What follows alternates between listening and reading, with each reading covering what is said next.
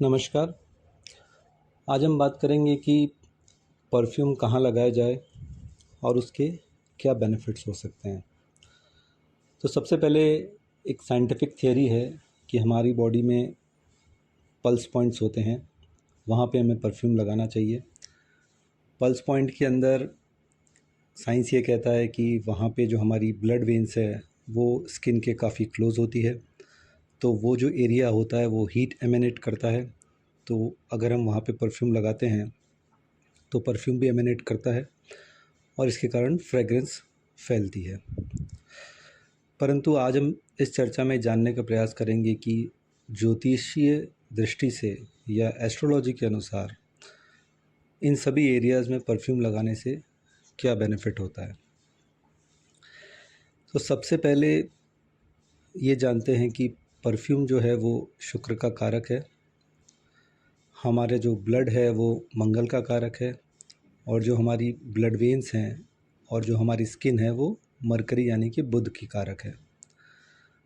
मंगल जो है वो मेल एनर्जी को बताता है, शुक्र जो है वो फीमेल एनर्जी को बताता है, और जो बुध है वो फीमेल एनर्जी को या वीनस को सपोर्ट करता है।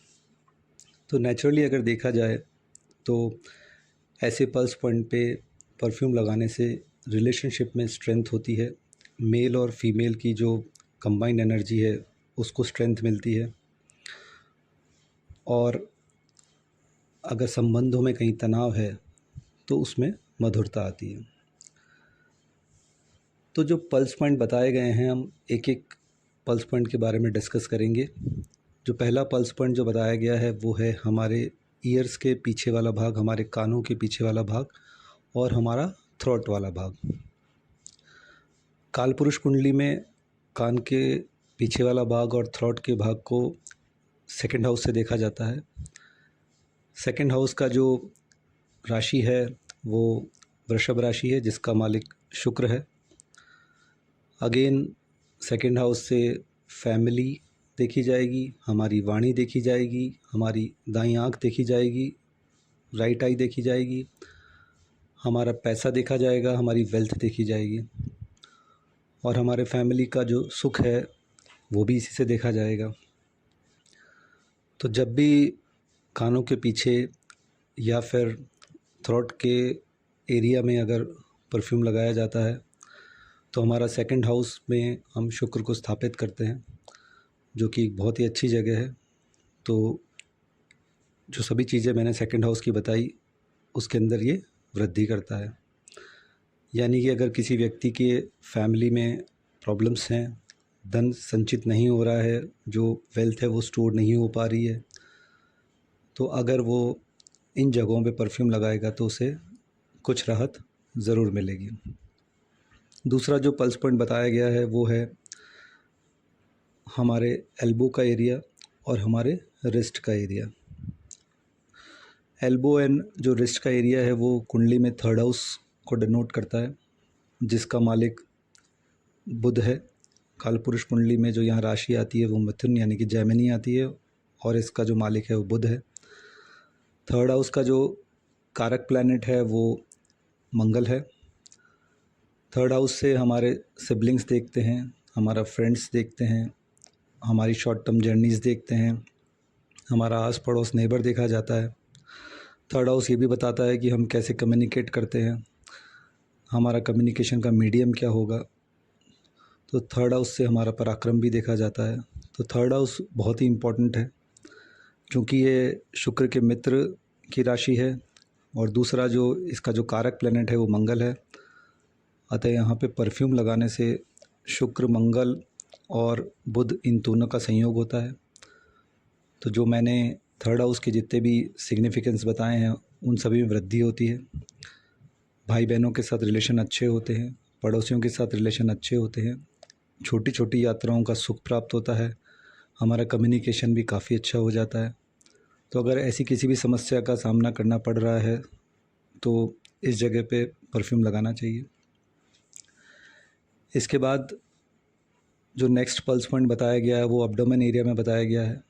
तो एब्डोमेन एरिया को हम कुंडली के सेवन्थ हाउस से जानते हैं। सेवन्थ हाउस अगेन कालपुरुष कुंडली में शुक्र की तुला राशि आती है, इसका मालिक शुक्र है।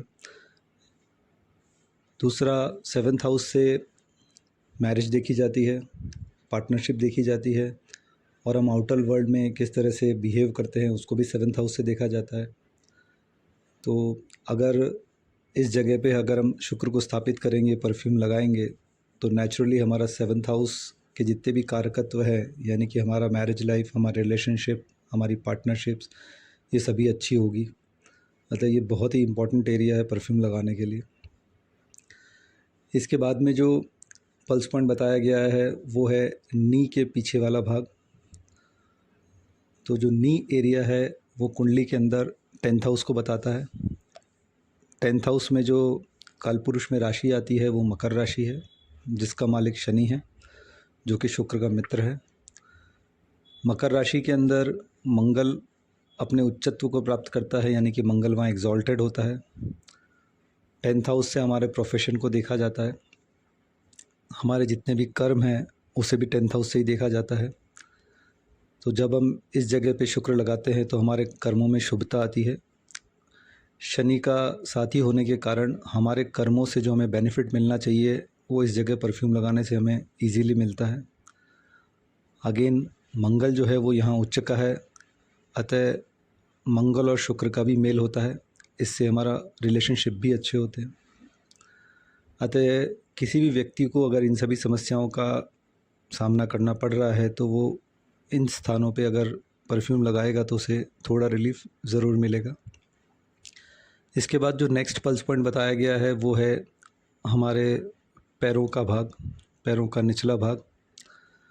तो पैरों के निचले भाग को कुंडली में 12वें भाव से बताया गया है। 12वें भाव में जो कालपुरुष कुंडली में राशि आती है वो पाइसेस यानी कि मीन राशि है, जिसका मालिक गुरु है। परंतु इस राशि के अंदर शुक्र जो है वो उच्च का हो जाता है, शुक्र यहाँ पे एग्जॉल्टेड हो जाता है। ये शुक्र के लिए सबसे अच्छा स्थान है।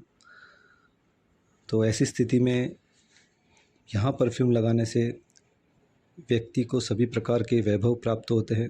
उसका जो पैसा है वो वैभव और विलास में खर्च होता है, शुभ कामों में भी खर्च होता है। अगर कोई व्यक्ति कंजूस है या उससे पैसा नहीं खर्चा जाता है तो उसे इन स्थानों पर ज़रूर परफ्यूम लगाना चाहिए।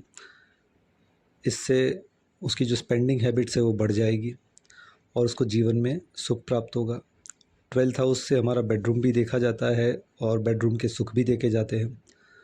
तो अगर यहाँ पे कोई पाप ग्रह बैठा हुआ है या फिर किसी व्यक्ति के वैवाहिक जीवन में कुछ समस्याएं आ रही है तो इस जगह पे परफ्यूम लगाने से वो समस्याएं कुछ हद तक दूर हो सकती है। आशा करता हूँ कि आपको आज का ये वीडियो पसंद आया होगा और आप भी परफ्यूम के इन छोटी छोटी चीज़ों का प्रयोग अपने नित्य लाइफ में या रेगुलर लाइफ में, रूटीन लाइफ में करेंगे और इससे बेनिफिट उठाएंगे। Thank you.